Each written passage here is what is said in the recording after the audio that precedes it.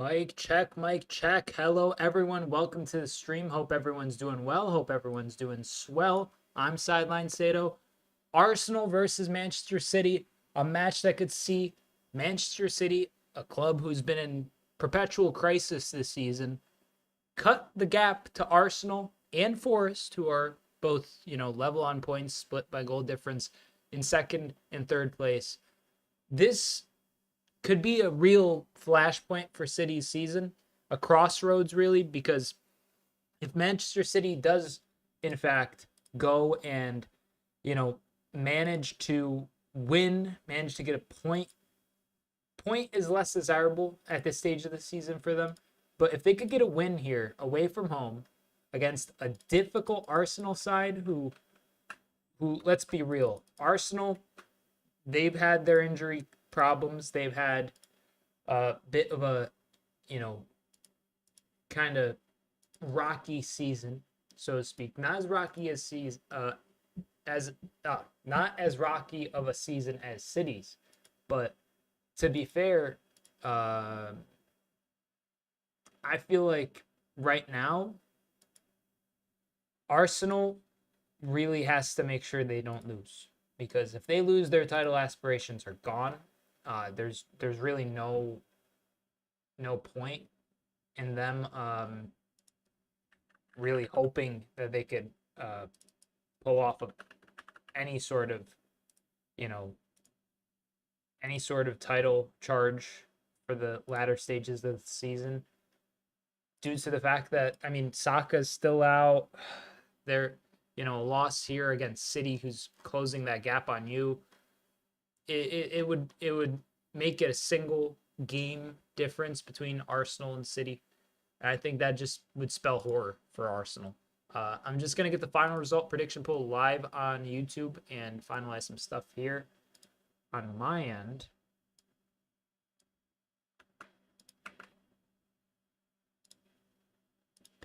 And this comment.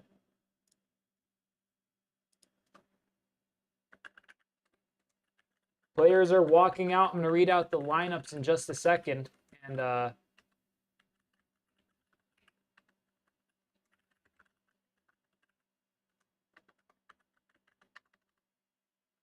final result prediction poll is live. Your options are Arsenal win, Man City win, and draw. Feel free, ladies and gentlemen, to go and vote in the poll on YouTube if you're watching over there. Like, subscribe, share, and comment as always with your thoughts and your opinions throughout this game. And yeah, gonna get underway in a second. Let me read out the lineups. For Arsenal, it's Raya, Timber, Saliba, Gabriel, Lewis Skelly, Odegaard, Partey, Rice, Martinelli, Havertz, and Trossard. And for Man City, it's Ortega, Nunez, Stones, Akanji, Guardiola, Silva, Kovacic, Savinho, Marmoush, Foden, and Haaland. My prediction for this match, thank you for the likes on TikTok, whoever that may be. But my prediction for this match,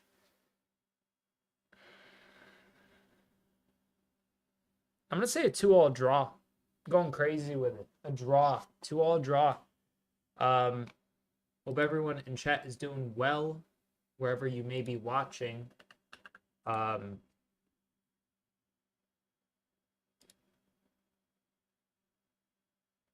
Yeah. Underway in just a second. A minute and 50 seconds remain on my stream for kickoff. I'm pretty excited to see how Arsenal defend Haaland, as always. How City can kind of deal with. Lewis Skelly has been a bit of a revelation for Arsenal at left back. An academy prospect doing really well. Let me see something real quick. We go over here to his Transfer mark profile. I mean, he's probably got like a pretty solid win percentage thus far. Stats. Current season. He's played in 21 matches this season. He's gotten a single assist.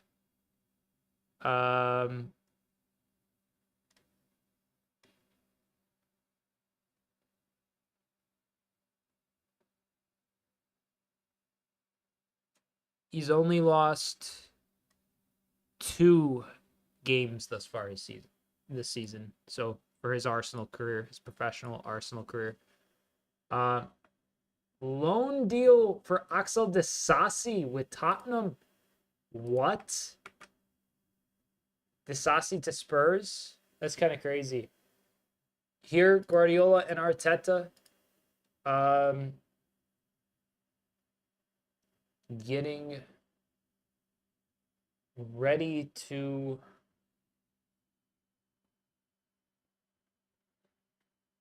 kick off.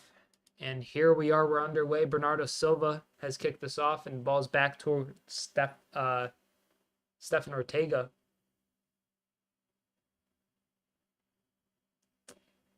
And here, ball off Haaland. It's throw-in for Arsenal, and City's attacking third.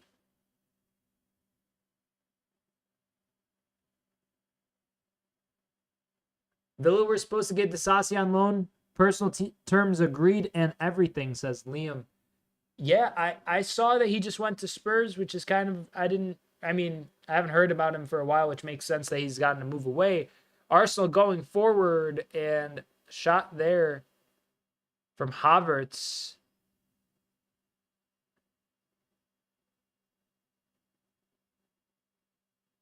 Quickly turned into a goal kick, and City tried to mount a quick attack. Game is already kind of within the first minute or so kicked off to a slightly tense start. I mean, the reverse of this fixture was the whole, stay humble, eh? Stay humble, eh? If people remember that post-match skirmish almost between Haaland, Gabriel, Arteta, the likes. Ultimately, I feel like... Oh, yeah, I forgot to mention that Lewis Skelly featuring, even though his... Oh, Arsenal! Oh, my God, they've already scored! Arsenal have already scored, ladies and gentlemen. And City, shell-shocked.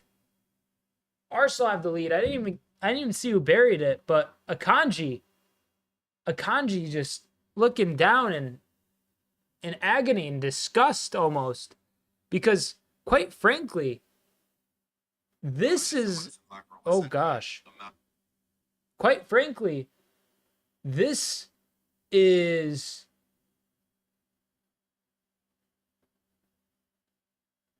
It's a loose pass by Akanji, and it's not real.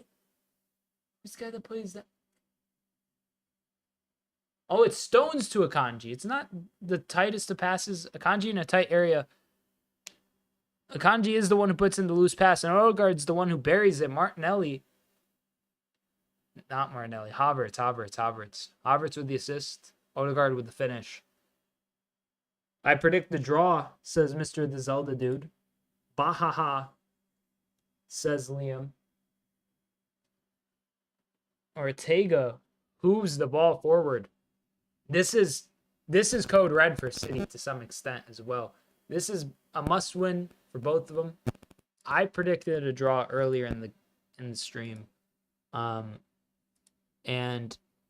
I mean, so far this is bad news.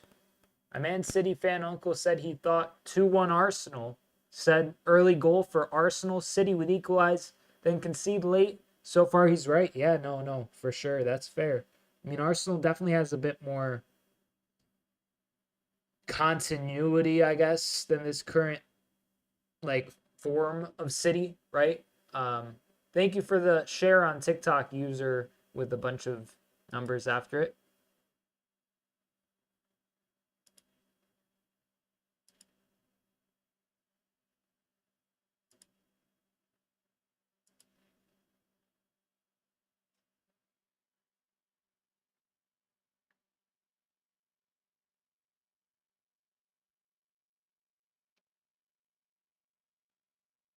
Here, ball played forward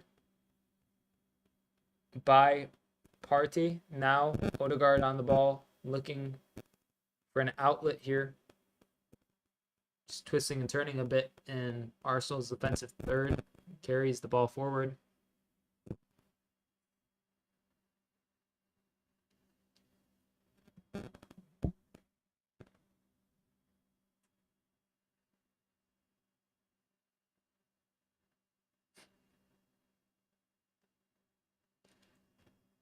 Ball off I think it's off a City player for a throw-in, but nope, it's a City throw-in, as a matter of fact. Here, Bernardo Silva. Are you going to stream next weekend's big football game? You mean the Super Bowl? Oh, ball forward by Odegaard. Oh, City are on the rocks, ladies and gentlemen. This is terrible for them. Offside. Offside. Excuse the fanfare. Excuse the cheers. Yeah, clear offside. I mean, I was like in two states there. Do you mean the Super Bowl or another game? Like in world football. Let's see. What's going on in the Prem next weekend?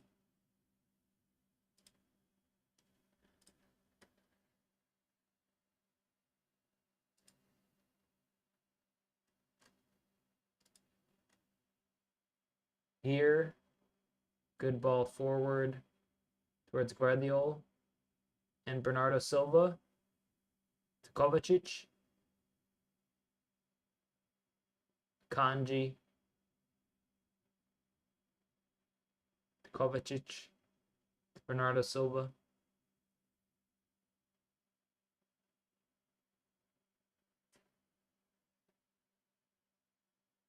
It's FA Cup next weekend. Super Bowl has funny commercials.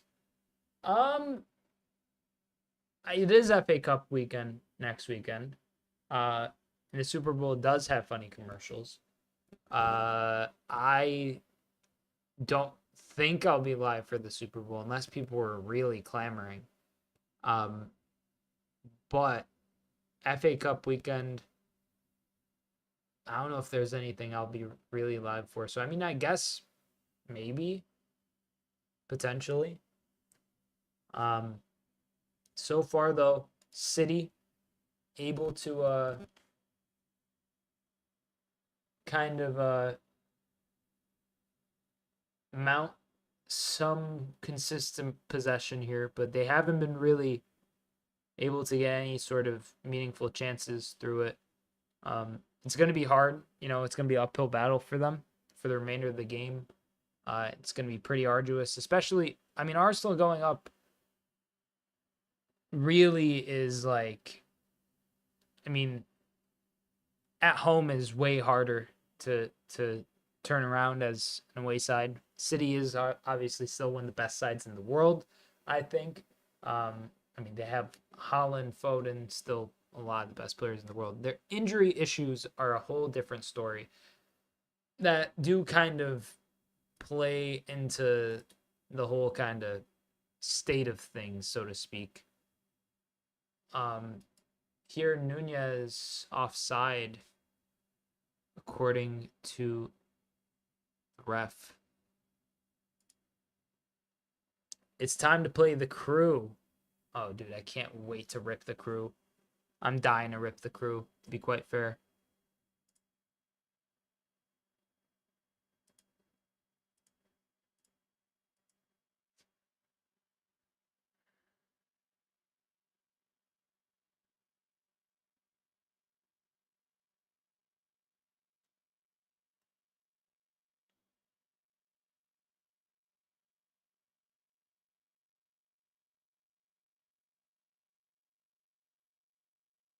Oof.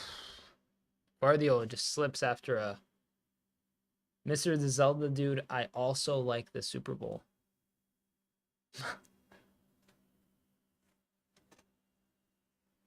Clearance here by Bernardo Silva is not good enough to keep a Arsenal throw in here happening.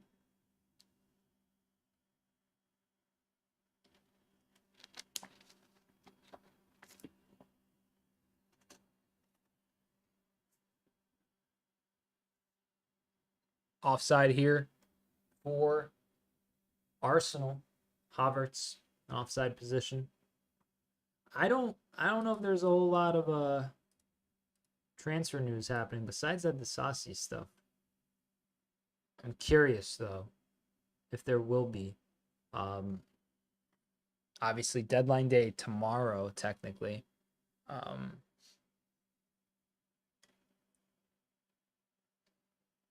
Matthias Tell maybe to United. I mean, that's a potential sell. Who knows? United losing today to Palace 2-0. I didn't even see who the goal scorers were. But let me check. Let me see. Oh my goodness, Mateta with a brace. Why is he not on my FPL team, bro? That's on me.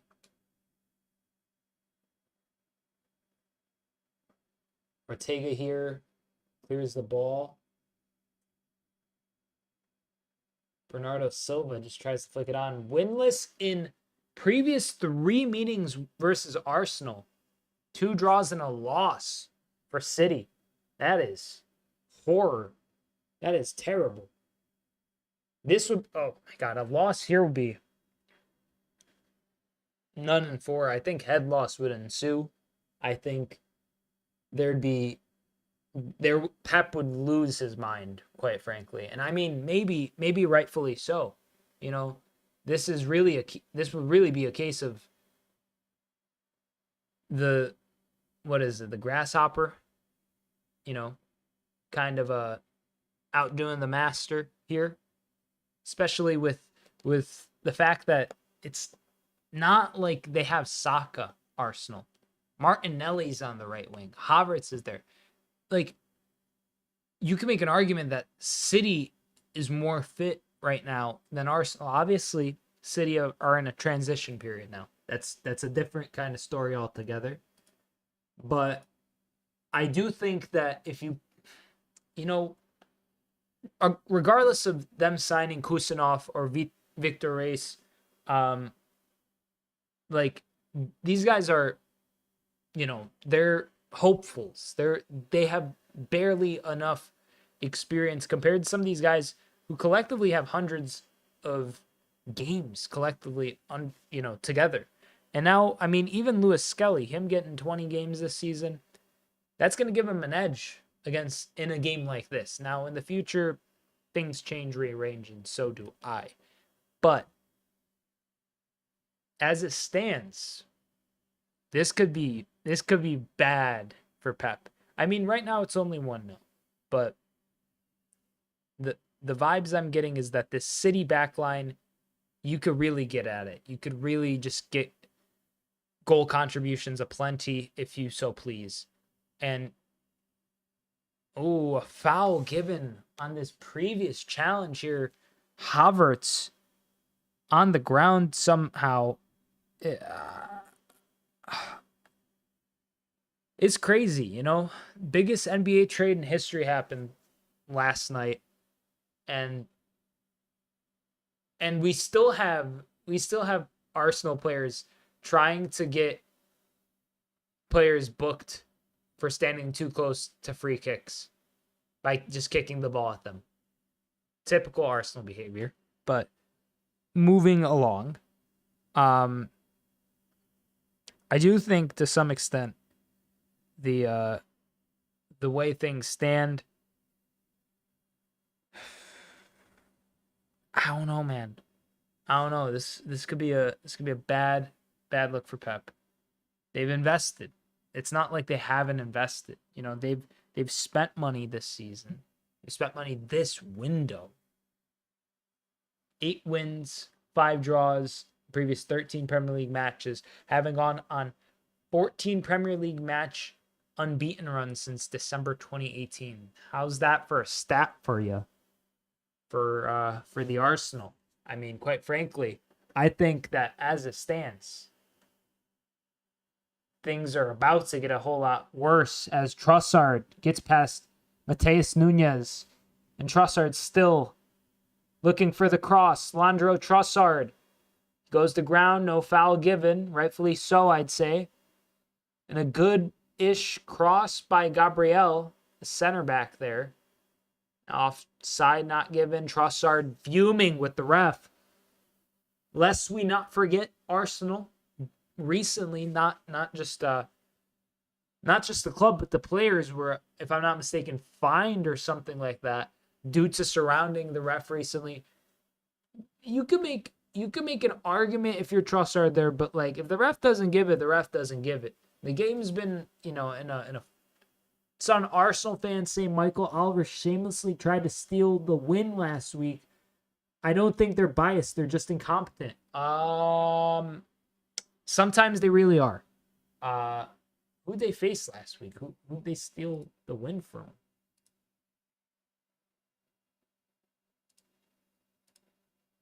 Wasn't that Villa? That was Villa, right?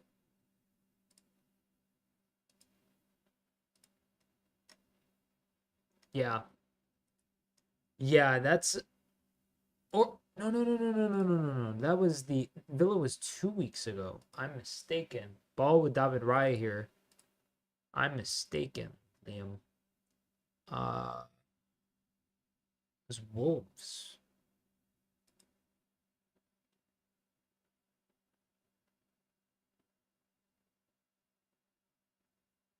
I mean, the red card for Lewis Skelly was abhorrent. That's why he's on the pitch today, right? He got sent off, and it was like violent conduct, straight red, studs up, was the ruling.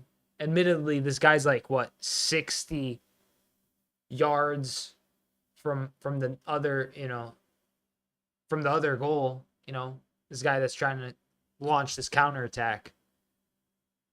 So in my eyes, it's never a red because it's at that distance, and it wasn't enough studs, and like it wasn't really that high. He was trying to make that argument, but so I don't know. They didn't play great, is the thing. Arsenal. They got the win, which doesn't matter. If you get the win, you get the win. That's really the only thing that matters at the end of the day. So long as like your star players don't get injured or you do some really underhanded thing to win that's just ultimately unsportsmanlike, I think all's fair, to get the dub. If you play boring, lifeless football, but you're winning every week, you're still winning every week, at the end of the day. It is a tough pill to swallow, I'd say. And a shot from Marmouche from distance flies over. Not quite good enough from City in the opening 17 and a half minutes or so. I mean, that goes without saying based on the scoreline. But I do think, let's look at the benches. If I'm not mistaken here, wasn't red, but to go as far as to say Mikel Oliver was doing it to keep Arsenal from winning is a stretch. Yeah. I think it's one of those things where I've definitely kind of felt like that at times as a Liverpool fan, and not to say, one thing or the other, but just contextualizing it.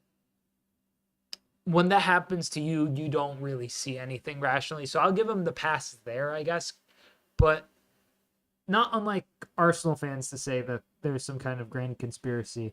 I feel like Arsenal's grand conspiracy is the fact that they really lack any sort of meaningful investment consistently. They invest a lot of money, just not wisely enough to get the results you'd like.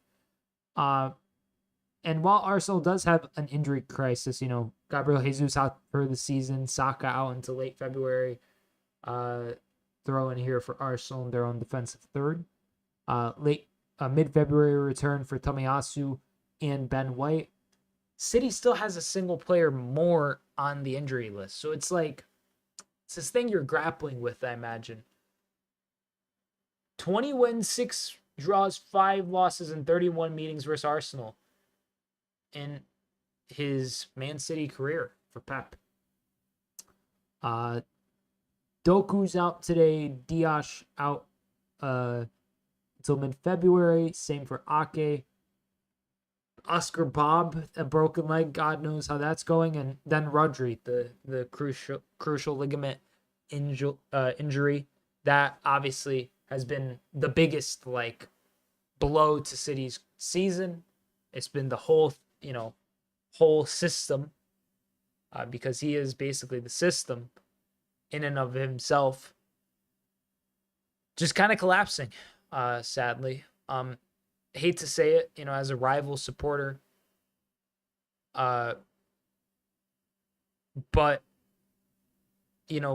Rodri is, he won the Ballon d'Or for a reason. He's an incredibly good player. So, this season, a lot of people are saying, it's not as good as last. And I mean, I can understand that, but also with context, everything kind of City, I feel like should be at least level at this stage of the game, or at least have a single chance that looks good. But football, sports, it's the crossroads of psychology and physicality, right? And right now, City, despite having some of, I think, the best athletes in the Premier League, it doesn't matter. The mental wall is too fortuitous for City to go through. Big up, y'all. Sup, Ali? How's it going, mate? The Saucy not accepting Tottenham move. What? The Saucy, mate. Ooh, Martinez out. Oh, dude, he's stretchered out crying. That's brutal, too. Prayers out to Lissandro Martinez. That's a shame. It's always a shame to see a player on a stretcher, especially if they're crying, if they're in some kind of critical state. It's always sad. I say this as somebody who personally, I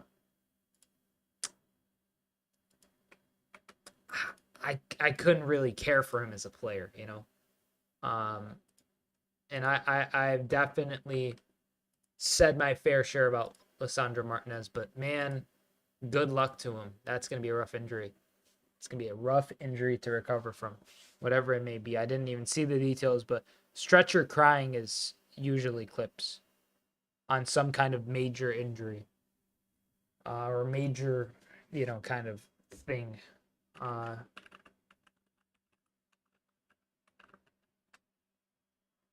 Knee injury. Uh-oh. I'm up in flames. Horror knee injury. It's MCL. That's bad, yeah. MCL is not good either.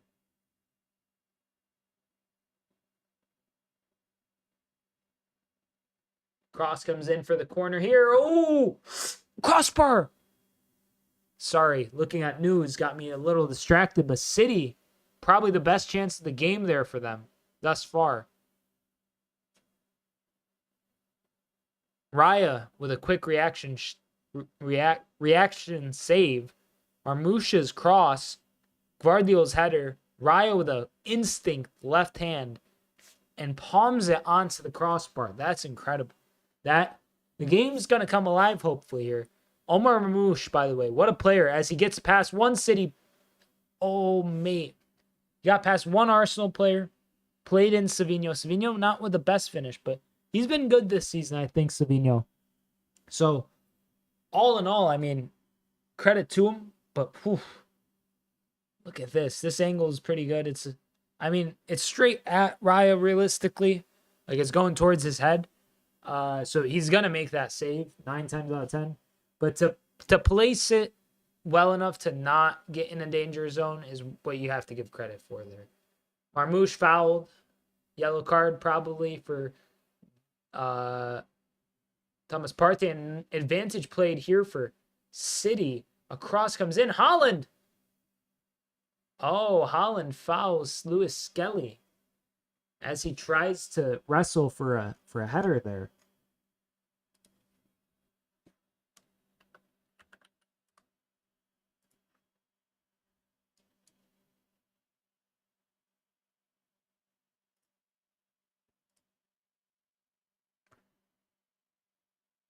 I want to see this Martinez injury because I didn't watch the game, but I want to see the severity of it.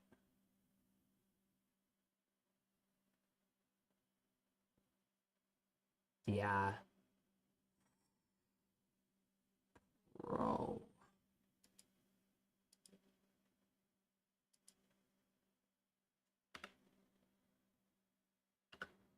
Wow, that is a bad hyperextension.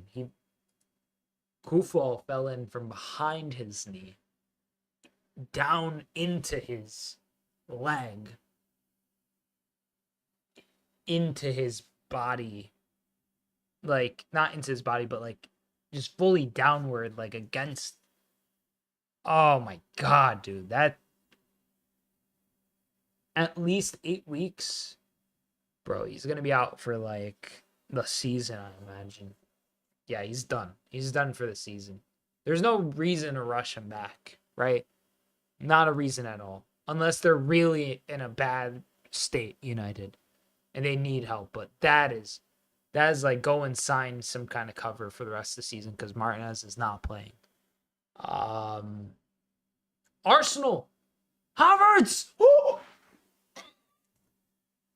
Kai Havertz with one of the most awful misses that you'll see. Foolish. Moreno gives away the ball. He gives away the ball. Havertz he tries to get cute with it. He tries to place it with his left boot, which is obviously his left foot or his weak foot. But he tries to place it, which he does have to do, into the side of the net or in the bottom corner where, bro, just lash at it. You could have lashed. Oh my goodness. But here, Arsenal again, starting to really become ascendant here. Walker starts for Milan in San Siro derby. Good for him, honestly. Kyle Walker, I feel like, is, as much as I hated seeing him on a Tottenham or a City team sheet, arguably him and Trent are the best right backs of their generation by and far and away. You can make Reece James argument, but he's Premier League high 10 goals from corners. Here, a corner for Arsenal. These are usually, much watched. Their first corner of the evening as well. Declan Rice on delivery. Where's Nicolas Jover, the set-piece coach for Arsenal? He's definitely shouting some kind of instructions here at the Emirates as Arsenal set up this kind of routine here. And they're running in, and they send it in, and it's headed away. But here, Odegaard. My apologies. Odegaard just went for the shot. Goes down like a bag of bricks. Oh, his neck. Holding his neck. Back of his neck. What happened here? Somebody hit him. Oh, Bernardo Silva. Okay, that's a bit. He kind of goes up to contest the ball or something, or shield himself, and Bernardo Silva just bodied into him. But I don't know if that's worth the card there, personally. With the fall off of English right backs, I have to wonder if Cash regrets switching the Poland. I wouldn't call it a fall off. In terms of international tournaments, so long as Trent is fit, he's starting at right back, or at least he should. You could make the whole Trent and midfield argument, but he's a right back. And he's as a Liverpool fan, I will straight up say, the proof is in the pudding. He's improved defensively this year in one-on-one duels. 2 touches today for Haaland, fewest of any player on the pitch. But Trent ultimately winning more duels, being more defensively kind of sound ultimately than he was before. In recent weeks, it hasn't been the best, but like, clean sheet yesterday, off injured, sadly.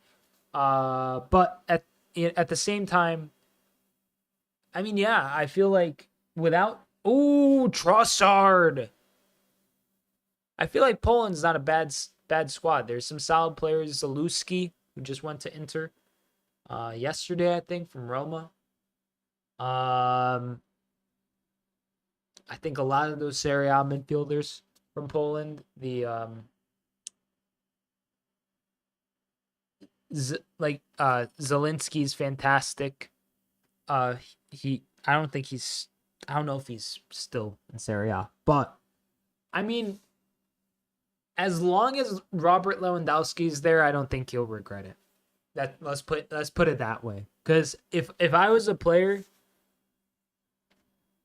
Arsenal also, by the way, yet to make a signing in this transfer window. As great and as talented as England is there a player that you would want to play with more on England than Robert Lewandowski? Fall off in terms of depth, yeah, definitely. I mean, he'd be getting caps without a doubt, at least friendlies. But I feel like playing with Lewandowski is definitely it's a once in a lifetime opportunity. Don't get me wrong, Kane, fantastic striker, but I personally prefer Lewandowski. Historically, I think he's a better forward, and he's still doing bits at Barca. So, but yeah, I mean, I guess it's still probably mixed for him, Liam, because he's definitely sad that he's not getting England caps, but he's probably relieved that he could get some, actual playing time at like an international tournament when it does come around. But I feel like there's a couple Polish fullbacks recently that have kind of, at least right backs, that have kind of come through. Like Frankowski, is it? Przemysław Frankowski, 29-year-old right wing back from Lens. 4 goals, 2 assists in 18 matches for the Ligue 1 outfit as Lens sits in what place? 6th. Not bad. I mean, that's not bad at all. 6th. Only a few places off. I mean, PSG's running away with the league, but Marseille's in 2nd with 37, and Lens is in 6th with 33. So it's a 4-point gap. Marseille does have a game in hand, I should add. So it could be a 7-point gap. But either way, they could get they could still compete for Champions League potentially. If Monaco, Lille, Nice slip up, that'd be crazy. So, I mean, he probably does feel some type of way. Kane doesn't score against anyone good and dives like Tom Daly. Cross in from Omar Marmoush, header away, and David Raya with a comfortable catch. Here, Havertz, I believe. Yep, Havertz trying to lead the counterattack. Gets it to Leandro Trossard. Trossard turns, twists, plays the pass, but City intercepts with a header by Phil Foden. Philip.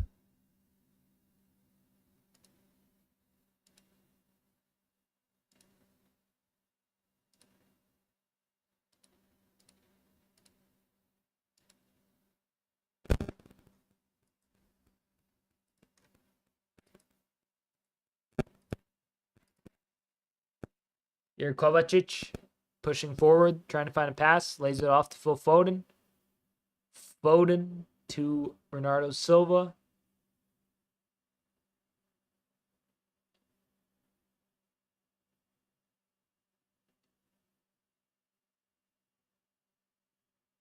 Good pass from Stones to Mateus Nunes. City with some sustained possession.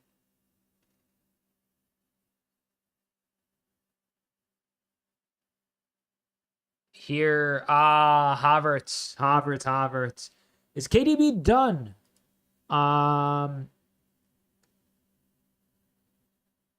Bro, on everything, Ali, I'm gonna say yeah. I'll say yeah at this rate. He's only because he's not listed on the bench. Gundogan is. No, I'm hands up. I apologize. He's on the bench. He's not done. I was gonna say if he's not on the bench and he's not listed injured, he's totally done. But nah, he's still here. He's still here. I mean, listen, 2 goals, 6 assists in 16 matches. Not bad. Not bad for a 30, soon to be 34-year-old, but 33-year-old basically. Abukhodir Kusanov on the bench, the Uzbekistan international, acquired from Lens earlier this month. Had a howler in his first game.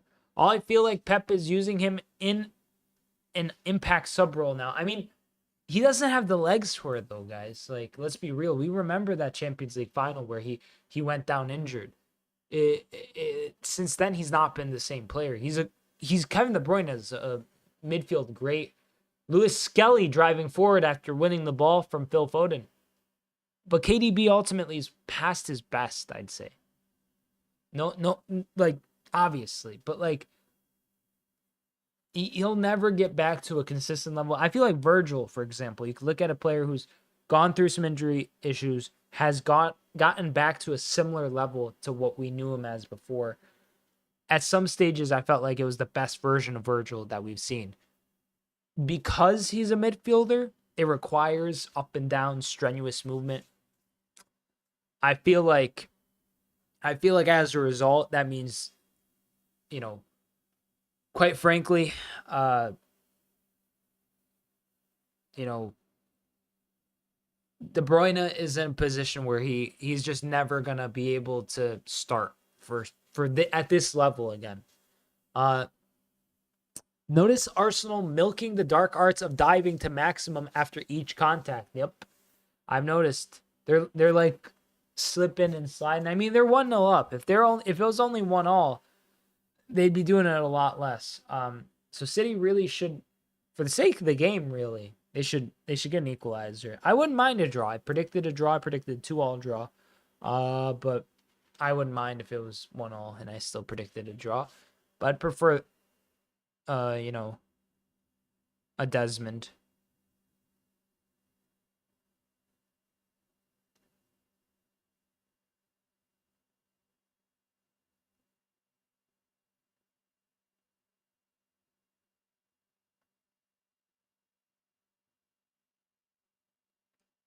Here, Gabriel to Declan Rice.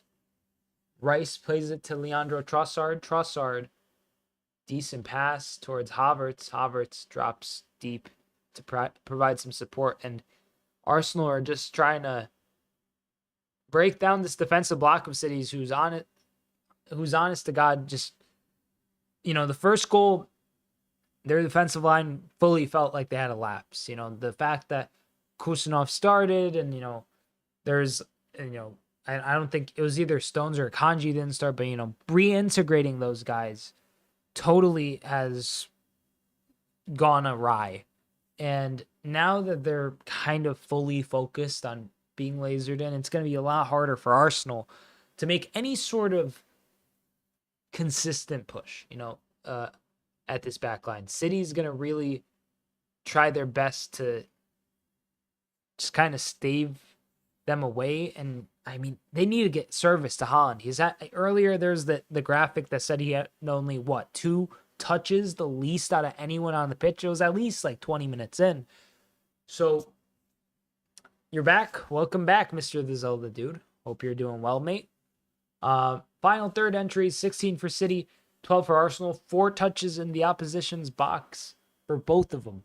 As it stands, is fairly balanced. The error for City, it's an error, right? It's all it is. They have been pretty solid since then. Akanji even playing a good pass here to continue the build-up as Phil Foden looks to find some kind of inspiration here for City.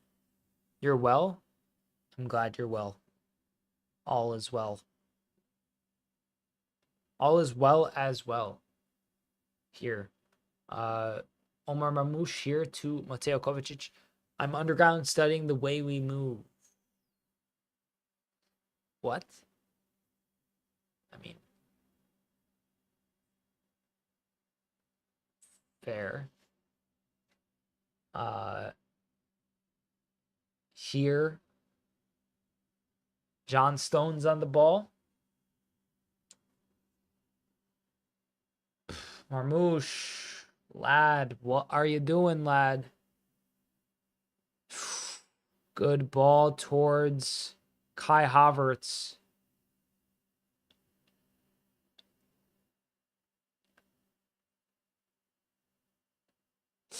Yay. Kovacic. Good pass, mate. Savinho on the left wing. Sends in the cross. Haaland wrestling. Heads it down. Cleared by Partey. Header here. Arsenal and City just wrestling for both. Both just trying to get possession. Neither could get a hold of it, but now Guardiola actually. Good pass forward to keep the play alive for City. Savinho receives the pass from Omar Marmoush. Joško Gvardiol. Back to Savinho. Gvardiol. Kovacic. Kovacic still. Plays it back to Stones.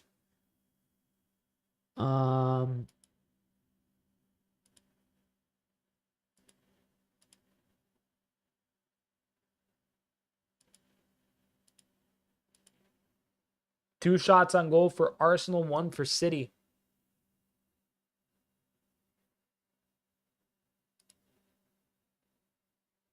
Here, Phil Foden plays the pass to John Stones. Stones down to Savinho. Savinho back to Joško Gvardiol. And City just kind of horseshoeing a bit here. But they managed to get it to Bernardo Silva. Some momentum here down the right channel. Silva recalibrates. Plays it to Phil Foden. Phil Foden with a lofted pass towards the back post. And good cross from Guardiola. Wow. That was a peach of a cross from Joško Gvardiol. An Arsenal defender just gets a body in the way of it. And man, City are knocking at that door. Thub thumping.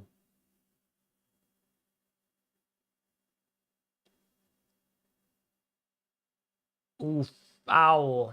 Foul called against City. Phil Foden can't believe it. Bit of disbelief from Sir Phil. He's not a sir. British Royals would be pissed.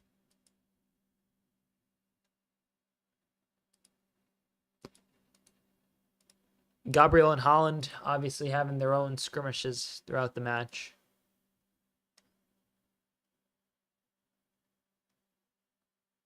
That wasn't a foul. I don't know. I thought it looked like it.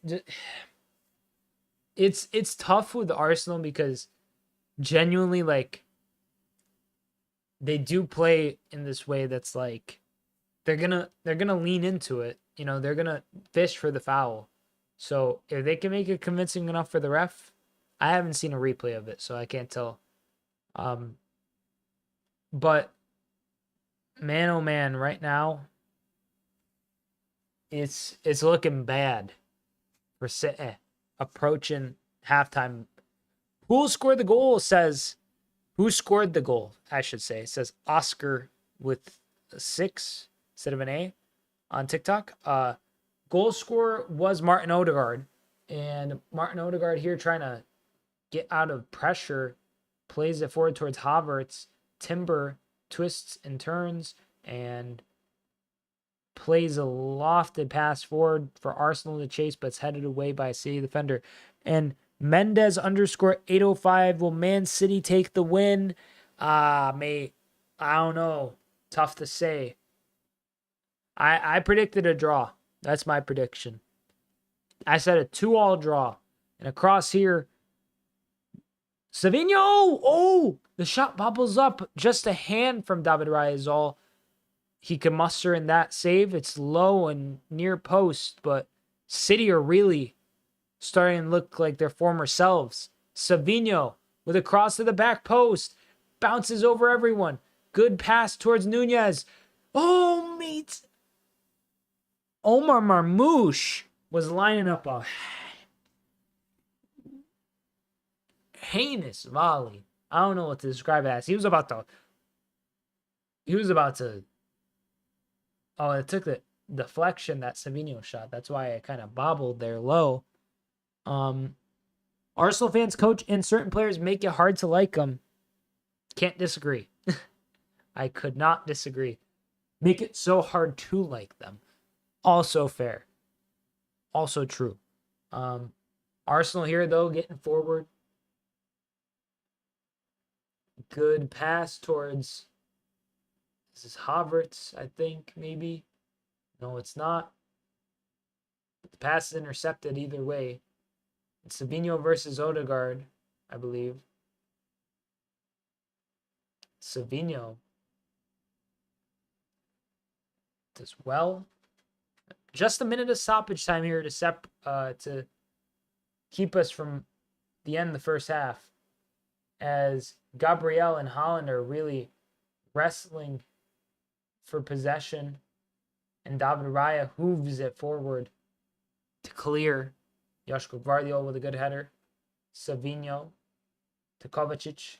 Kovacic with a single touch, a second, third, and he plays it short. It's not quite working out in the way that you would hope right now for City, but they're making positive moves here thus far in the first half. As Mateus Nunes plays it to Akanji. Marmoush back to Akanji. Akanji to Bernardo Silva. Bernardo Silva's cross is blocked, and Odegaard hooves it clear. And that's the half for City and Arsenal. Adjust this. Arsenal lead 1-0 at the half. Second minute goal from Martin Odegaard. A minute 43 seconds in, to be more specific. I saw Man City's open practice in Columbus and was on the side where defenders were training. It was fascinating watching them practice their movement, make sure they keep possession. Yeah, they're just like kind of rotating and running around in circles almost, trying to just keep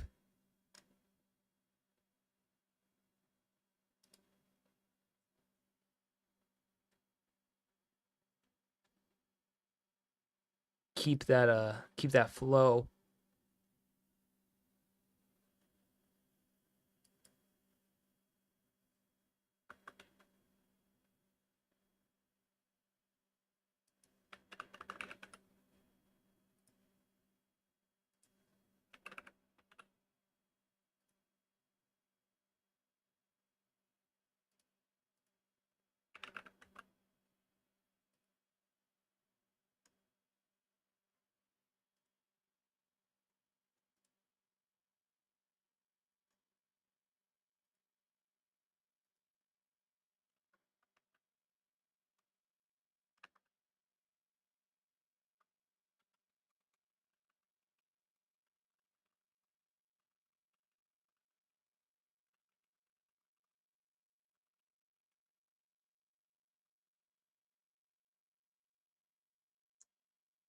Did you say, Ollie? Brothers, I have a very important exam later this month. Please keep me in your prayers. Best of luck, Ollie. Of course, brother. Hope all goes well. I'm sure you'll do well, inshallah. And I'm rooting for you as well. Nice message there, Liam. I want a second half with some goals. That's what I want. Chips Ahoy looking at me like with the beadiest eyes.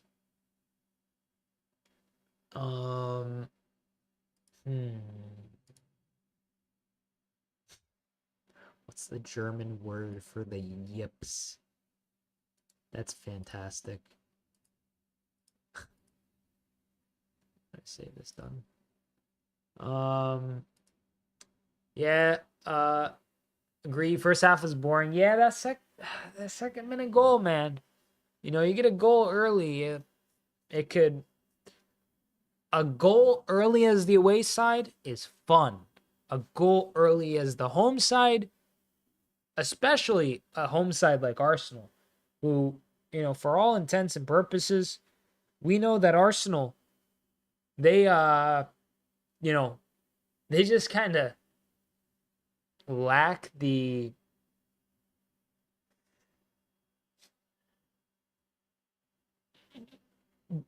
spirit sometimes in these big games, and I understand like the reasoning behind it, to take the emotion out, to slow the game down, to kill the pace, especially when you're leading.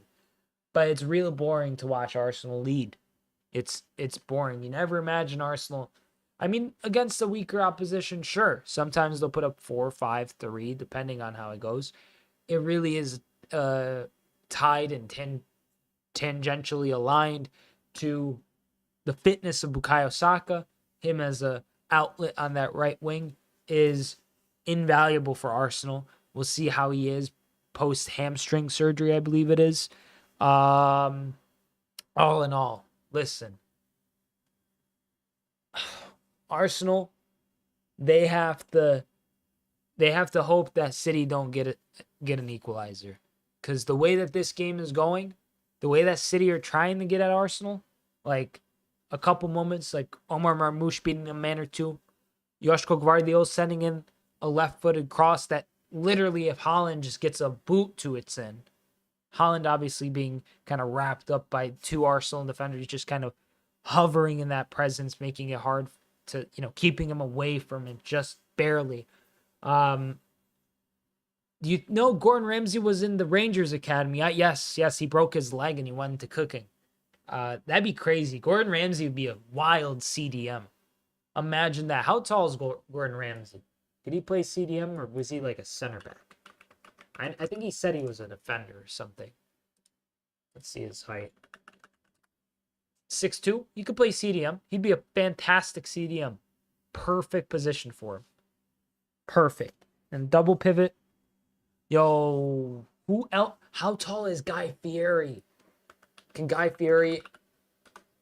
If he's like 5'10", are you joking me, guys? I have the perfect double pivot for chefs in world football. Guy Fieri and Gordon Ramsay. He's a big man, great enforcer. Imagine that double pivot, though. A 6'2" Gordon Ramsay, hyper aggressive, kind of just like Roy Keane-esque, I'm imagining. And Guy Fieri, 5'10", mayor of Flavortown. He's just like a metronome in possession. Nah, you're 6'2", Mr. Zelda? That's crazy. Guy has no business on a pitch except maybe a mascot. I don't know, man. I'm thinking Guy Fieri, honestly. If you made him lock in somehow, I don't know how you do it. But in like a perfect world where he's playing as a double pivot with Gordon Ramsay, he's got the frame for it. He could be kind of like a Gattuso type like enforcer too, but he's maybe a bit more kind of like those classic Italian center mids, just kind of like organizing possession a bit, maybe a little slower than you'd like, but yeah, that'd be funny. I'd pay to see that, but who knows?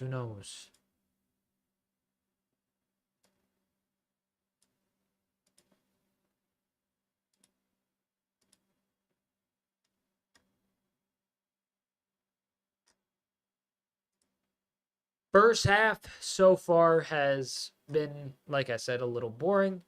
Let me go to Transfermarkt, see if I missed anything. I wonder if eating this cookie would be like.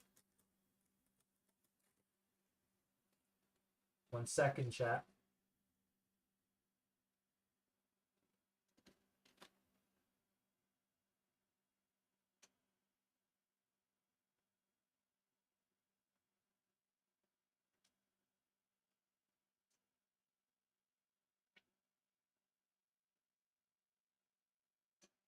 God bless Chips Ahoy. Man United eyeing up Leon Bailey as Galatasaray weigh up Trippier move. Man United signed Patrick Dorgu. I saw that. Rashford, obviously, to Aston Villa loan. Liam, I want to hear from you. I'm curious. Do you know if it's an obligation or an option to buy? I don't know. I feel like you might know as the resident Villa fan. First cash trade in MLS history.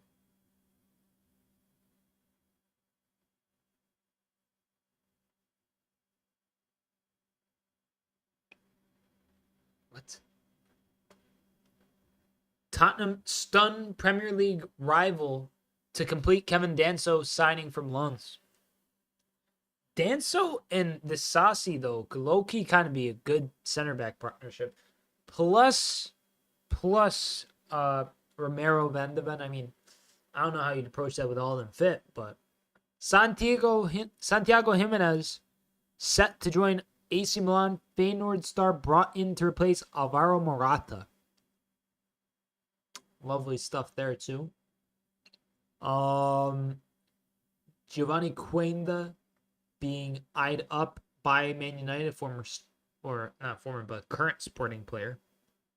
Tell linked to United, Chelsea, Tottenham. Casemiro linked with a move to Roma, potentially. Transfers and rumors. Let's see the latest transfers from today across the top leagues.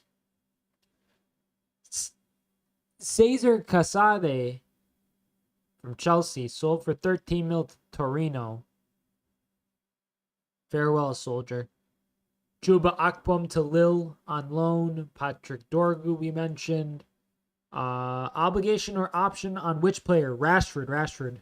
Sorry, I kind of got lost in the transfer market lore and wormhole.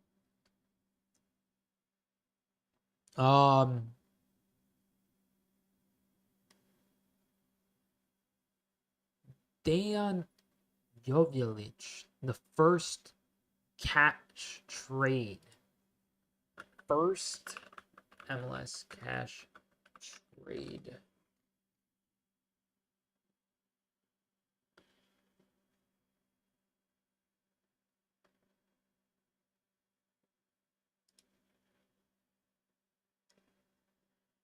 It is the first cash for player trade in Major League Soccer history. On Saturday evening, the Sporting Kansas City announced the club had acquired 25-year-old striker Dejan Jovic from LA Galaxy in exchange for $4 million, the second biggest deal in club history.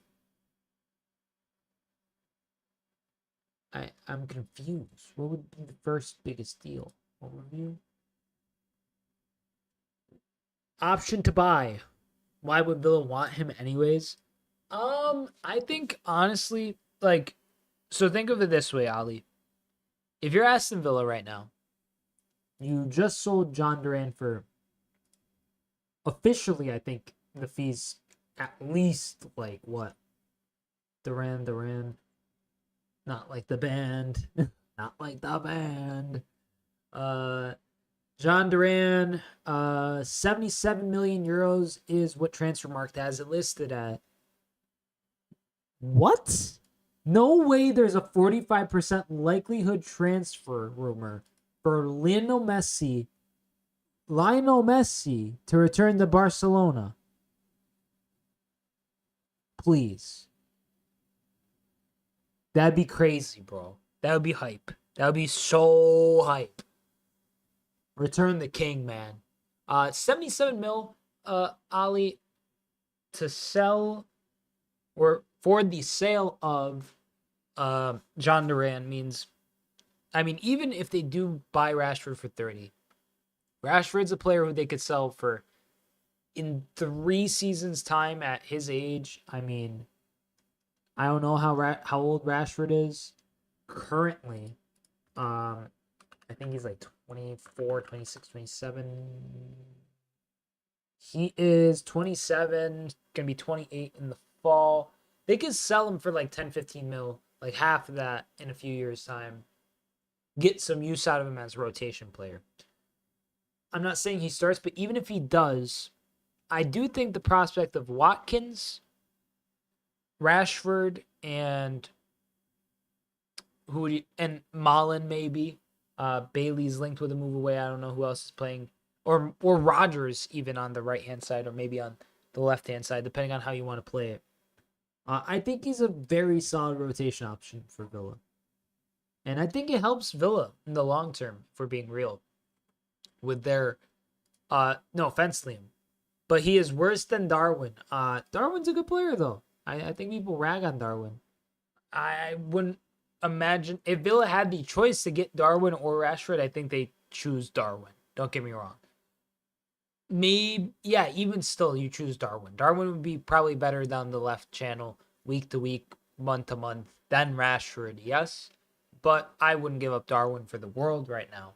And also, just my kind of presumption of it all, you bring in Rashford, you have Malen. Say these are the two guys, because Malen's a more recent recruit, so he's like maybe kind of closer to the future vision of the club. You have Rashford, you have Daniel Malen.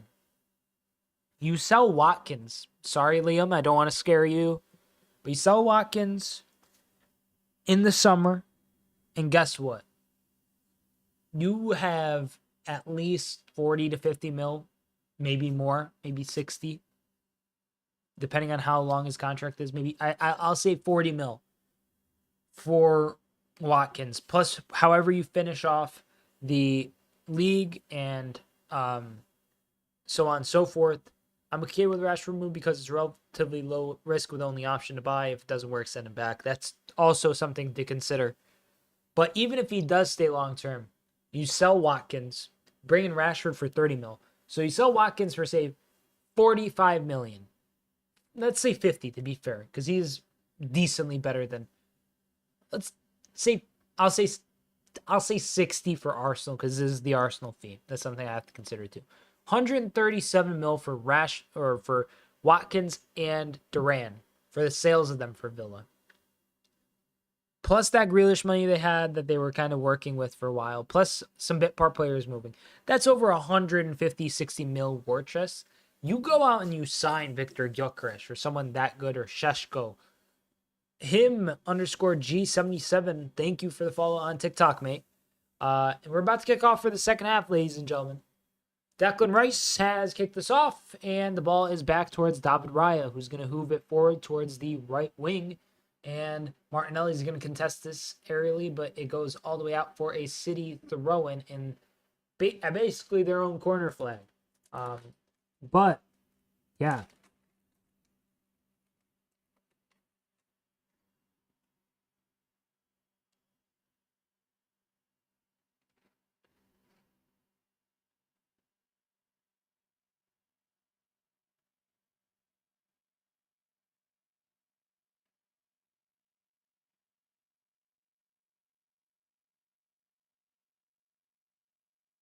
Another hoof.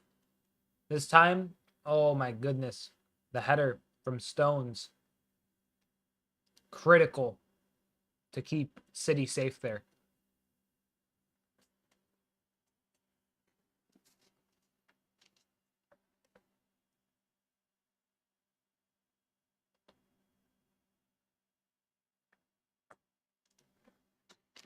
Yep, Ollie, I've seen those the automatic offsides. A thing of beauty. Like, I'm all for refs making the call on penalties. If you want to keep VAR for that, even, sure. Violent conduct, sure. Like weird infractions like that, retroactive punishment for stuff, flags and stuff, maybe even in football. Yes, I'm all for that. If you want to keep refs around, because I understand that automating it brings this like anxiety, like, you know, of like, kind of like job loss and whatnot. But my counter to that would be, why not improve the refs? Like, if the refs, this is the Premier League. This should have the best quality refs week in, week out consistently. People should be begging the ref in this league. I know they have their board and they want to keep, English refs. But the English refs, mate, I know La Liga, don't get La Liga refs. Just get the best UEFA refs you can. Get the best FIFA refs you can from wherever you can. Make it a qualification to have to be able to like speak fluent English or something like that. Sure. Or to be multilingual. Sure. Because a lot of these players are. And I imagine a lot of the world's most elite refs are as well. It's not that hard. But the PGMOL, for all they're worth, and it's not a lot. I mean, financially, it probably is a lot. But morally, I don't know if I could stand with them when it is like so bad. It's not like if it was just concerted to one club, it'd be bad, bro. But it's week in, week out. It's a roulette. It's a total roulette. It's a crapshoot. You don't know. You're basically spinning a wheel and seeing who is getting the worst punishment from the ref. Just clone Mike Dean. Dude was good at holding his line and had a sense of humor. I don't even like Mike Dean like that. I don't even like Mike Dean like that. Not the producer. The producer is fantastic.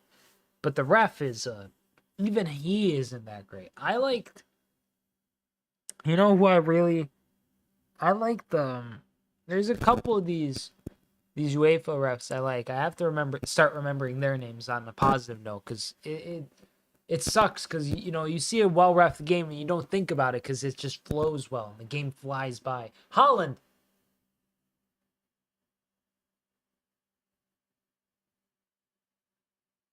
It's a goal kick for Arsenal. Let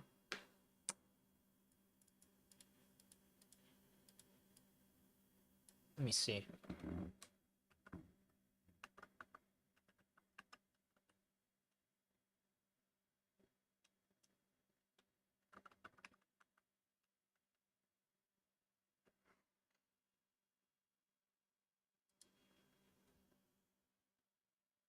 Hoofed ball there.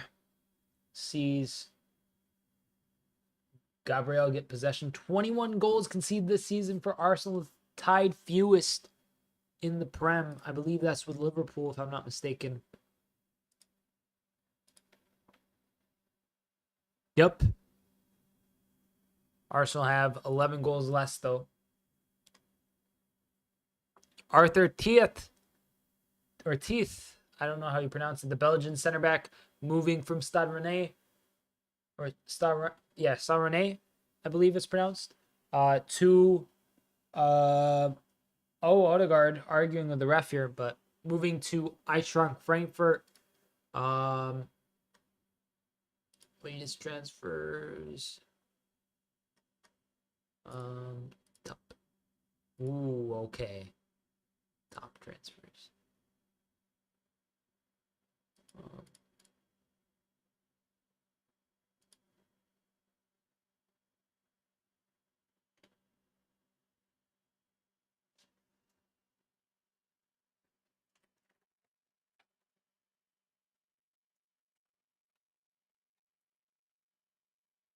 Header away from that City free kick. City contending, and the ball gets lofted over into the path of David Raya comfortably. Trying to see if there's anything else I missed in terms of transfers. Oh, by Chedic to Las Palmas on loan. I didn't mention that as a Liverpool fan. That's kind of huge.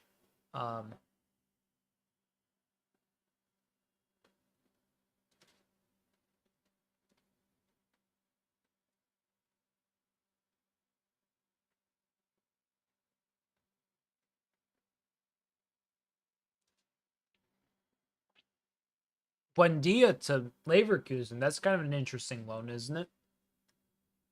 That's kind of wild. Renato Vega gets his move to Juventus. Roslav to Wolfsburg. I gotta check out Wolfsburg. There's something going on there. Arsenal offside there. Juma Ba on loan to Lens, who had joined City from Real Valladolid earlier this window.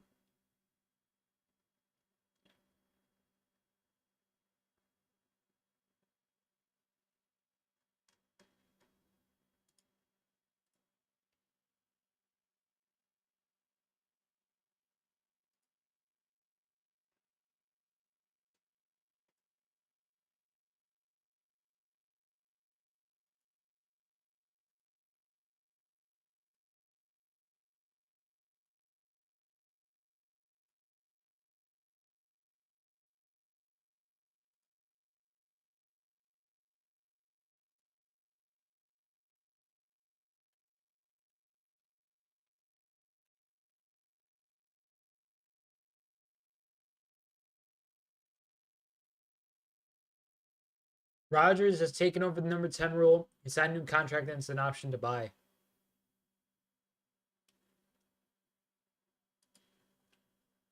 Yeah, that's pretty fair. Rodgers is definitely the better player, I think, personally. No offense to Buendia. I like Buendia before his. I really like Buendia. Wasn't he at Norwich? He was really good at Norwich. I liked him a lot before his injuries. Not to rag on him, but you know, they definitely derailed the success of his career a bit. Here, offside for Arsenal.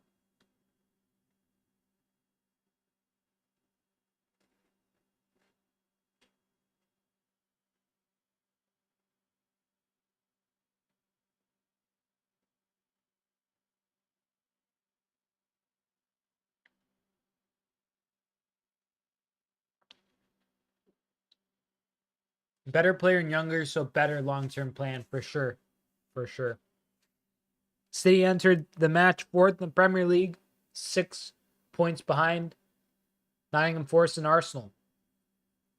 Cross in, Haaland! Ooh! Erling Haaland gets his goal. Makes it 1-1 for Manchester City. And ladies and gentlemen, this is crazy. This is going to really open up this game.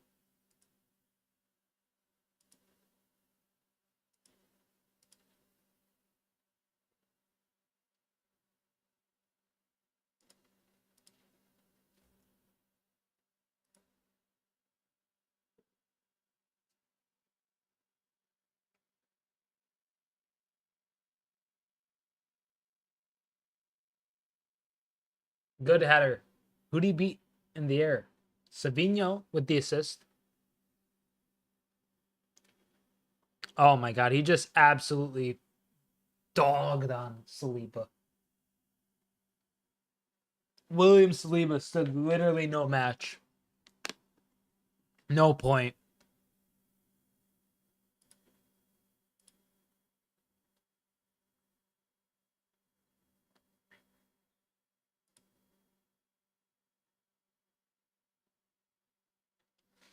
Lionel Messi could return to Barcelona on loan. The Argentine is the Spanish Giants' greatest ever player, but departed PSG.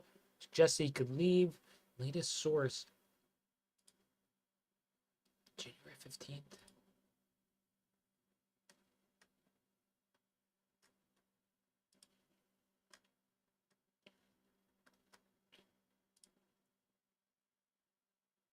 It's just a transfer mark source. Whoa! Thomas Partey. Ugh. The fact that he scored is annoying, dude. A massive error at the back.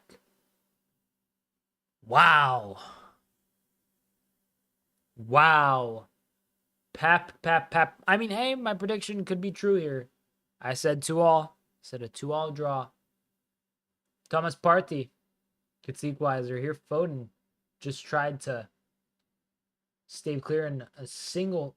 Wow, that's a good shot, though. It's a good shot. You can't deny that.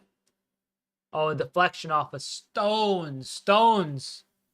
John Stones is fuming. He's fuming.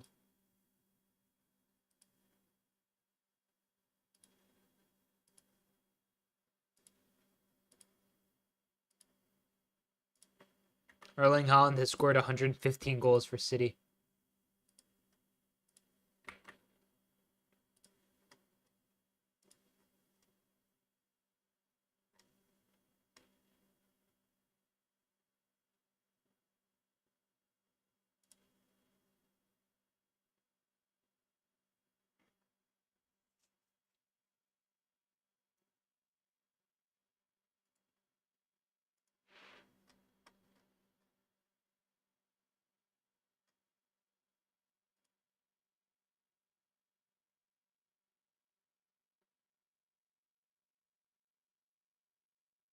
Here's City on the ball, though, looking to get that equalizer again.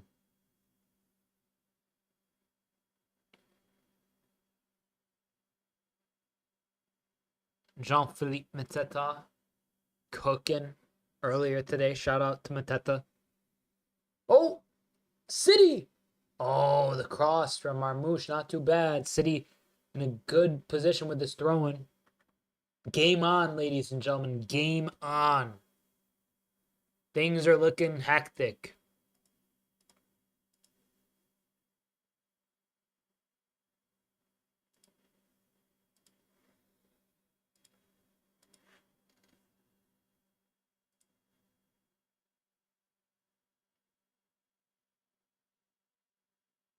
Your Foden, pass intercepted. A good ball forward. Kanji forced to deal with it.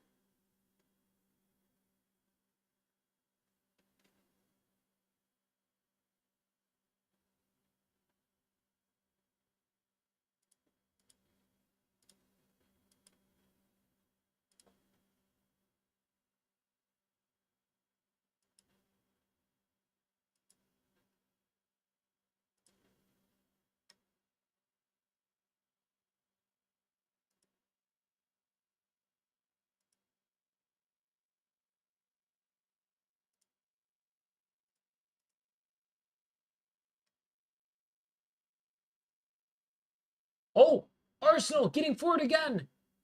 Nearly, but not quite. And now Joshko Guardiola with a good pass to play out of pressure. Savinho on the counter. Martinelli trying to defend. Savinho here on the ball.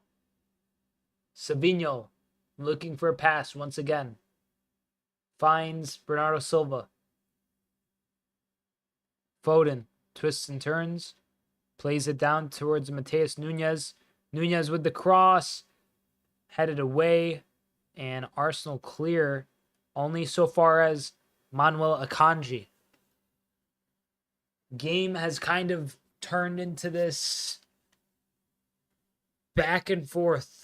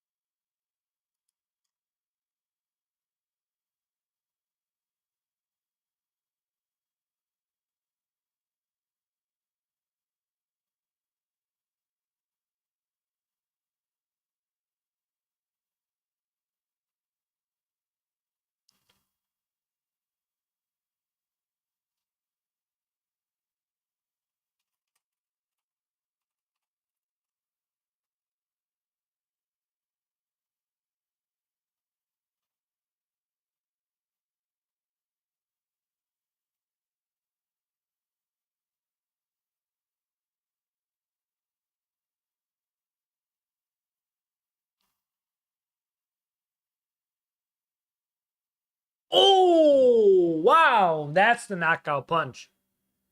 3-1 to Arsenal. Miles Lewis-Skelly with a absolute fantastic goal. Glove on it, but it didn't matter.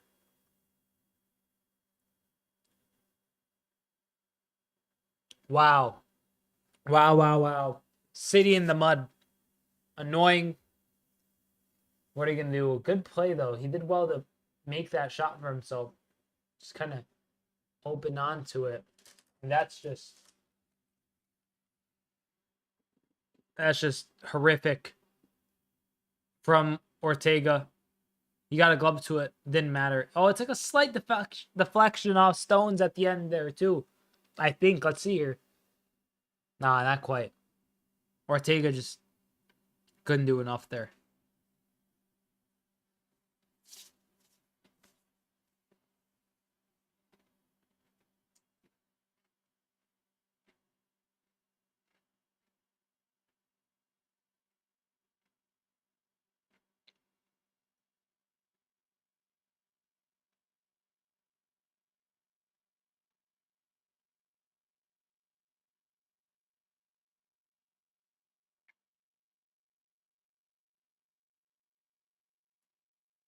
That's his first ever Premier League goal as well, might I add.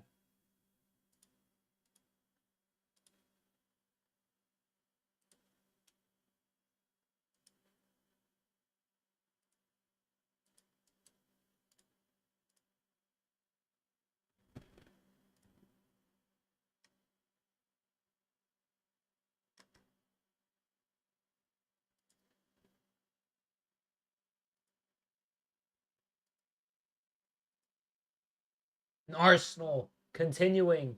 Foul. No. City with the ball. Foden. Savinho.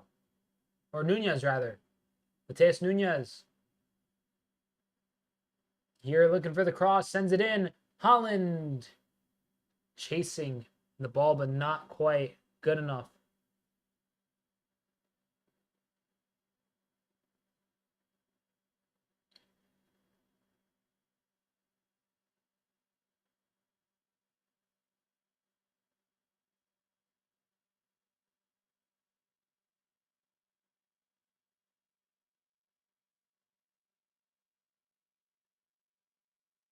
Here, Mateus Nunez once again.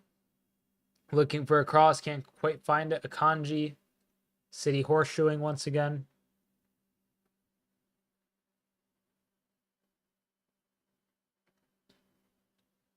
Diagonal to Savinho is played down towards Joshko Gvardiol as he's trying to eke through a chance of some kind, but nothing quite yet. Nothing quite yet for City. I want them to equalize. They need 2 more, but damn it, I want them to equalize. I'd really like that as a Liverpool fan. I mean, good goal from Lewis-Skelly. Good for him.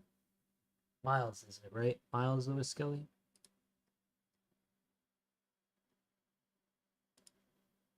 Yeah.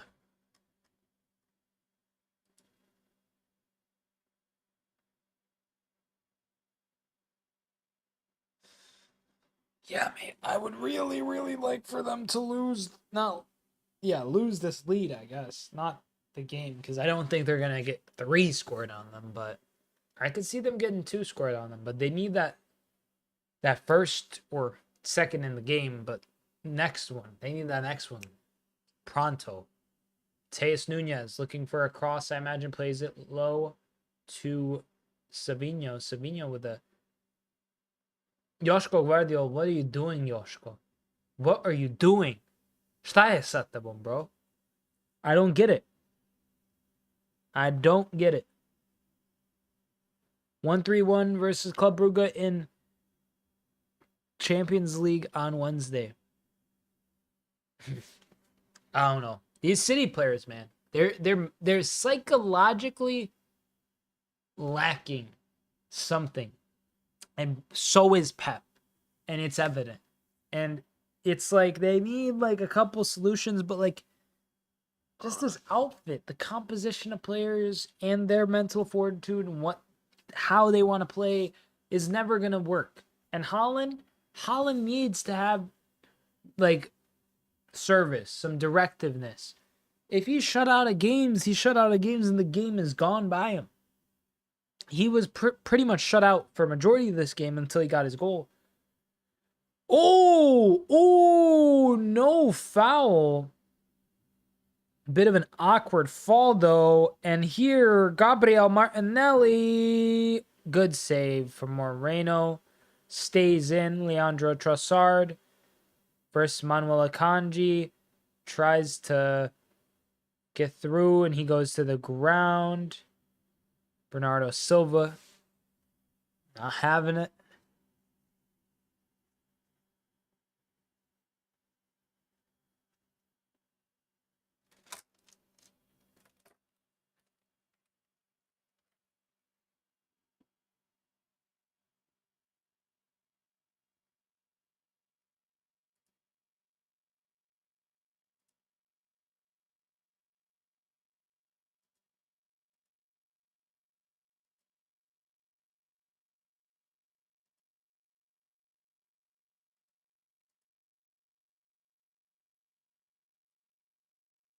$20 remain as Arsenal have a 3-1 lead.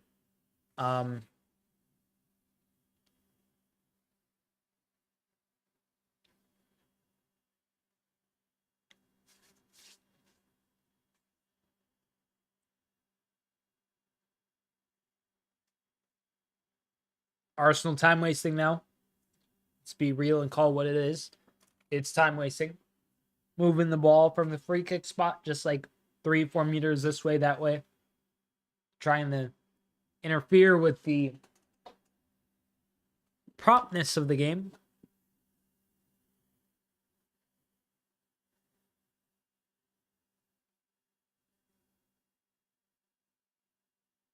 Bro, Declan Rice, just take the free kick.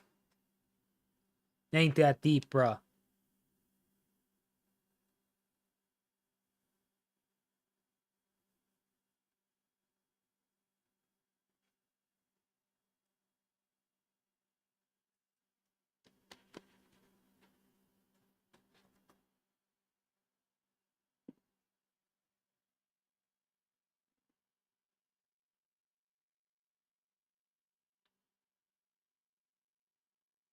KDB and James McAtee set to come on for could they get a result, City? A draw or a win?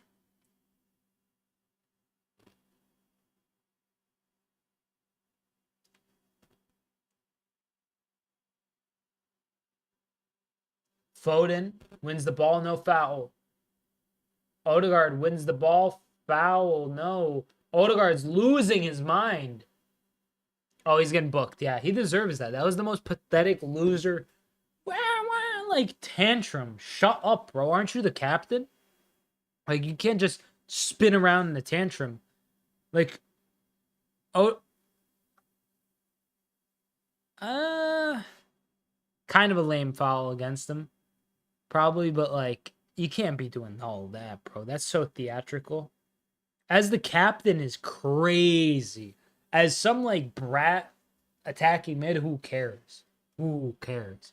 As the captain of a team, that's childish. You're never gonna win anything with a guy like that. Straight up, that's the real shit about it. You have a guy that's acting like that with refs. Refs are gonna quickly be like, yeah, F this guy. I don't really care about him. Like, you get a guy that cracks a joke, kind of like jostles with the ref a bit, not physically, but just like kind of chirps at him, but not in a friendly, sporting manner. Cool. That was like, oh, we're 3-1 up and you give away the foul. It's like it's a geek tweaking about like this like loss. Like, bro, like the foul, how like it's just dumb to get booked as the captain. Because, you get enough of these yellow cards across enough games, you get suspended. It's the title running, mate. You're the captain. You're the attacking outlet. You're the guy who actually got the first goal. You don't want to be getting booked ever. Unprofessional. Simple as that. It's all driven from their manager. Yep, I agree. Arteta, he's got this really weird thing going on with him that I don't know if I could fully get behind. He's a decent coach. He's really good. He wins, but let's not act like it's not off the back of a ton of investment as well. Like, we talk about Ten Hag or United or the Chelseas of the world, and we talk about Pep and City, and I think rightfully so. You spend a lot of money or you misspend money.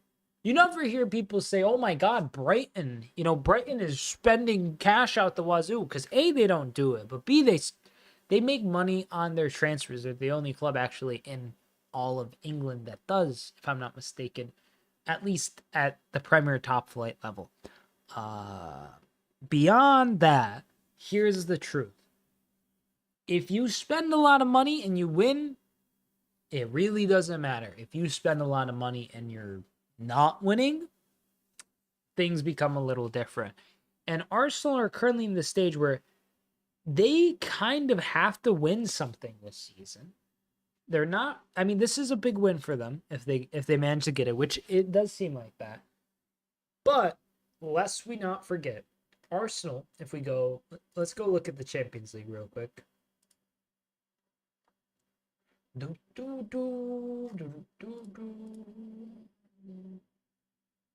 Here's the knockout phase as it stands. So Arsenal is through. They're in the top 8 of the Champions League phase.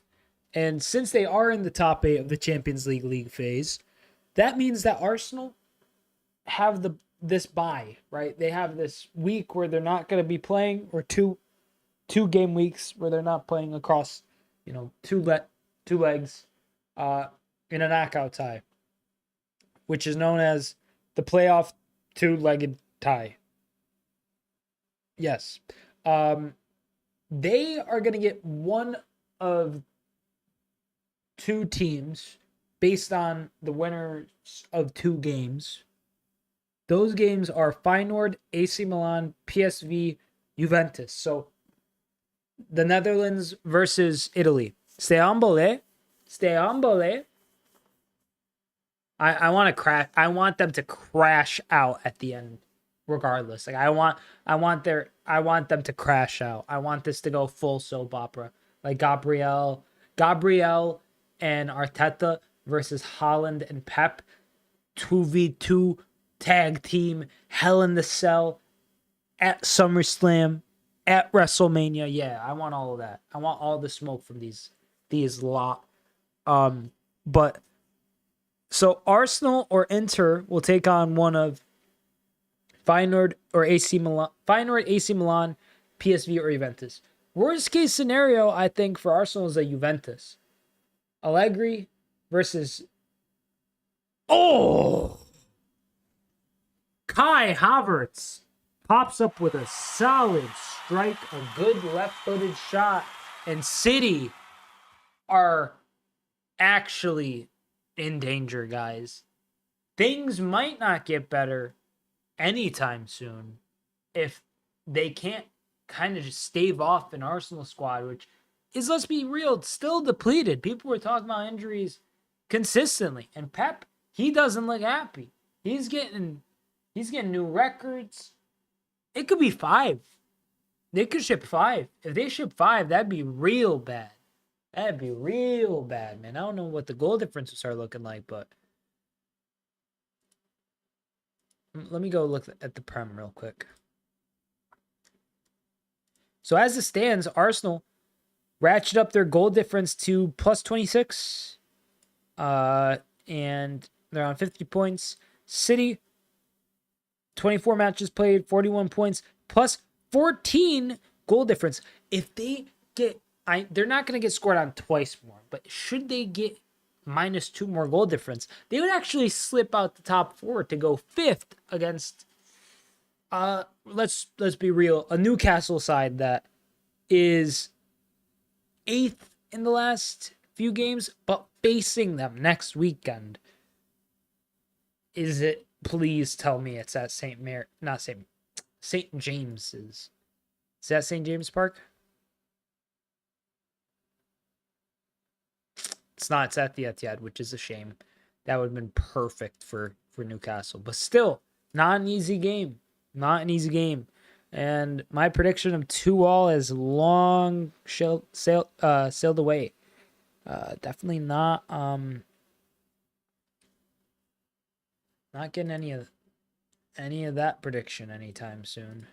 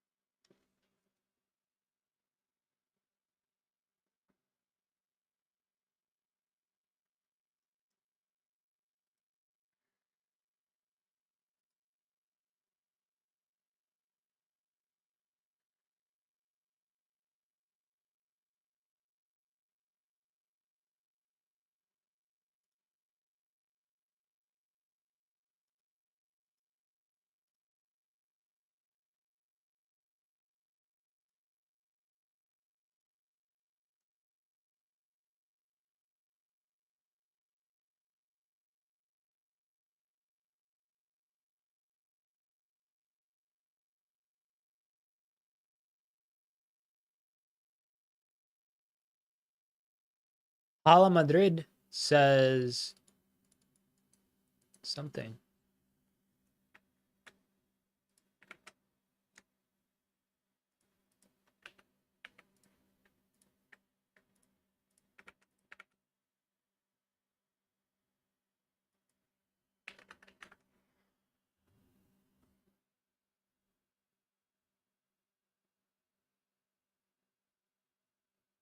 Capets.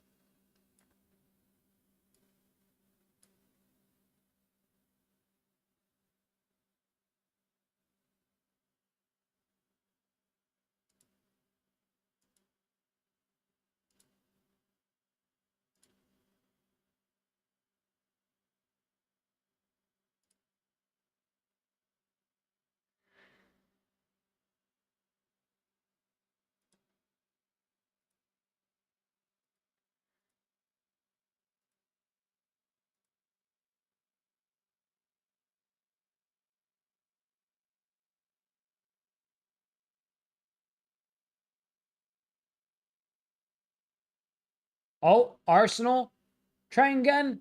Bicycle kick cleared away. City chasing.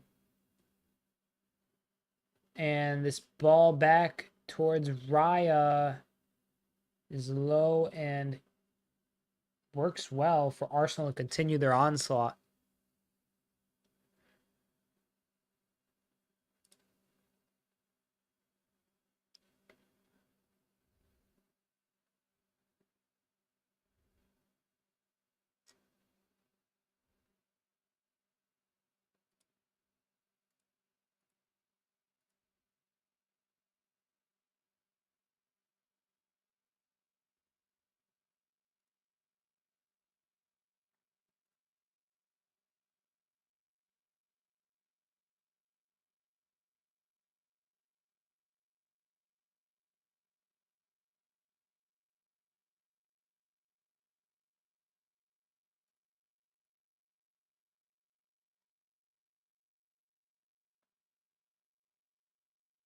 Uh-oh, here's Arsenal.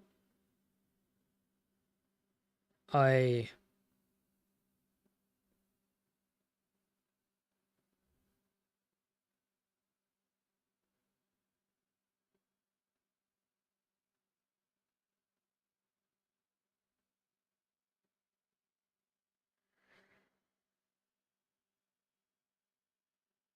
here. Oh, a boot gets off. Foul given after Gabriel and Holland wrestle a bit there.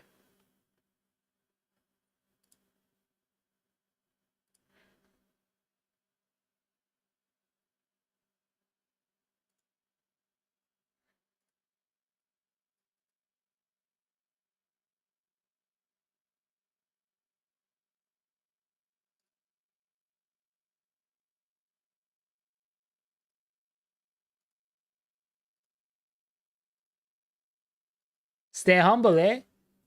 Stay humble. Da.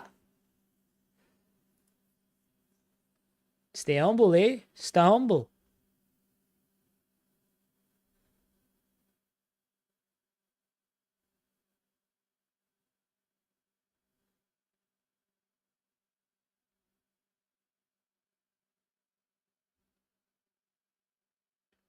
I'm keeping a Wobie, bro.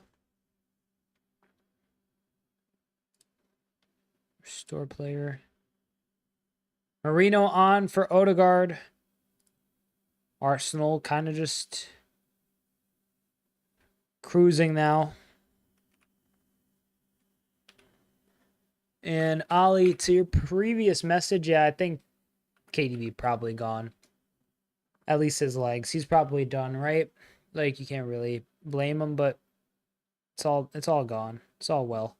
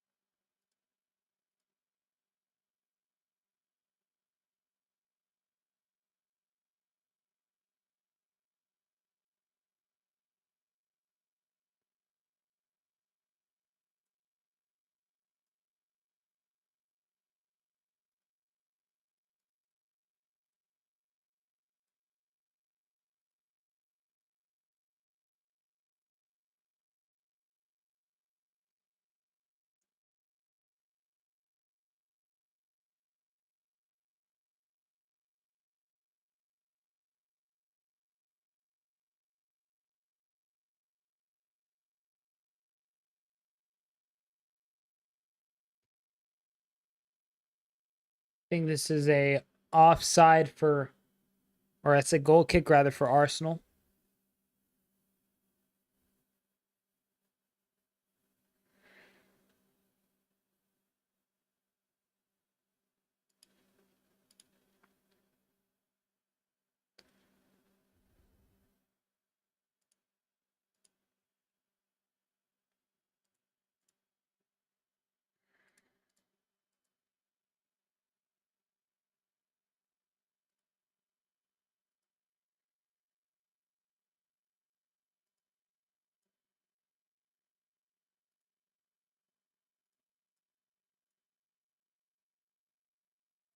Let's check some of these players out.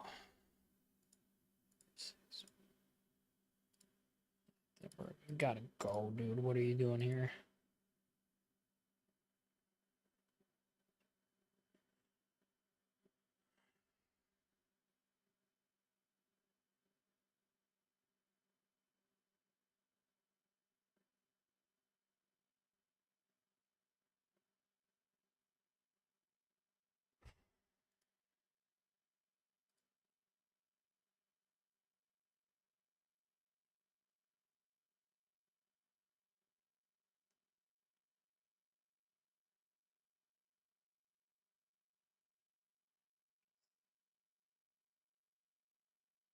Yeah. And I'm kind of split. Trent's hurt. Virgil cost me one more than I'd like. Don't want Virgil. Move him. Konate's back soon, right? He's not back, but he's there. He's probably a bit cheaper.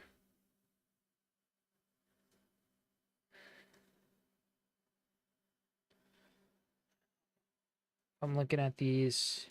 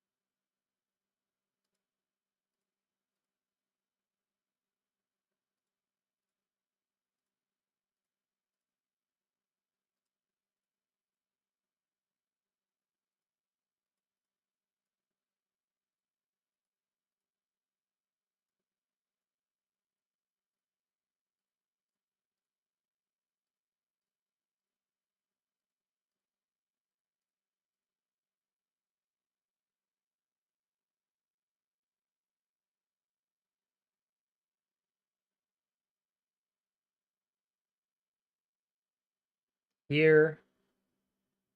Marco Asensio to Villa on loan. No obligation option to buy, straight loan. Wow. So they have Mullen, Rashford, Watkins, Asensio, Rogers, Bailey. Wow. And Calafiori and Sterling coming on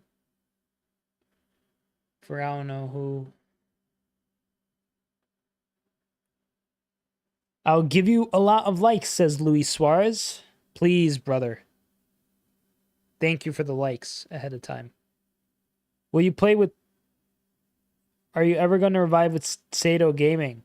Maybe, Mr. Zelda. Maybe one day. I could be down.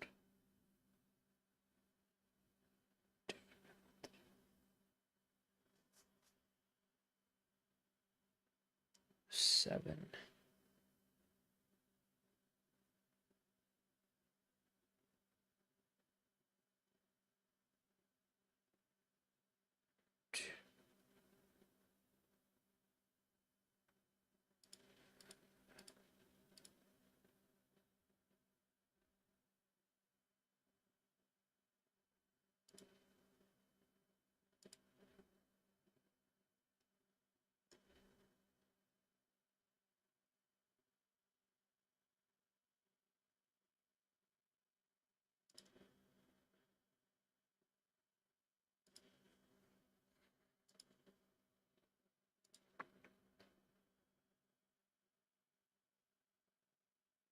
Bring back card openings, says Ollie.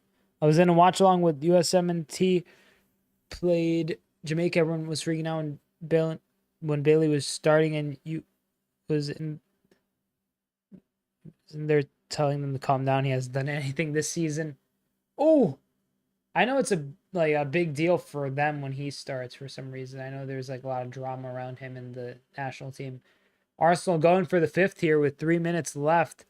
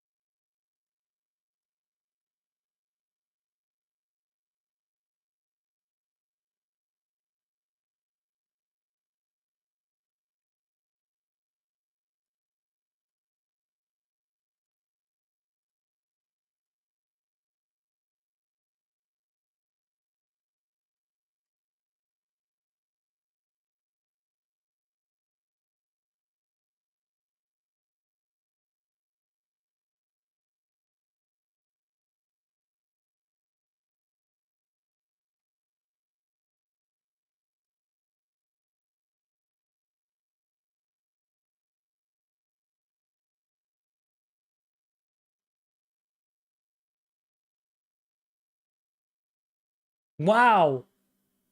Wow, it's 5. Wow, mate. I'm sorry. I was looking at my FPL and Arsenal scored their 5th. Wow, that's bad news for City. Stay humble, eh? Eat through an airy. I didn't even adjust the scoreboards and stuff. But he gets the 5th for Arsenal.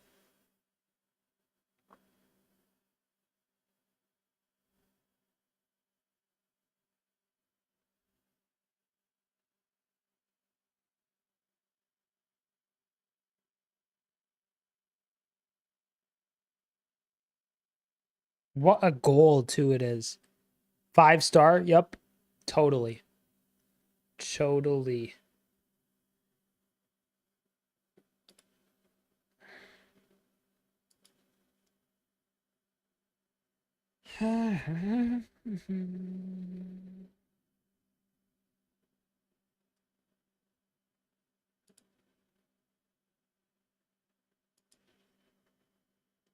That is that, ladies and gentlemen. Thank you for joining me. City absolutely demolished 5-1 by Arsenal. Arsenal closing the gap 6 points against Liverpool, with Liverpool's game in hand against Everton being sometime in the next week or so. Should Liverpool win that, the gap is 9 points. But as things stand, City level on points with Newcastle, level on goal difference. Chelsea with the game in hand, should they win their game today against West Ham, will leapfrog City into 4th place. City will be 2 points behind with the same amount of games played. That is bad news. Full-time score 5-1 for Arsenal against Man City. Goal scorers Odegaard, Partey, Lewis Skelly, Havertz, and Nwaneri. And for Man City, it's Erling Haaland. Ladies and gentlemen, what an insane game this was, just in terms of the implications moving forward. The game itself, pretty boring. City kind of rolled over. Haaland is clapping to the away fans. The game's done, but the aftershock will be felt for a long, long time. Thank you so much for joining me. Hope you enjoyed the stream. Subscribe if you're new. Like if you enjoyed. Go check me out over on YouTube. I'm always posting videos on there. Probably won't post match reaction this because this is just kind of like more of the same of what's been going on. I don't want to have to repeat everything. Just a bunch, because we all know Arsenal, decent team, can score a lot.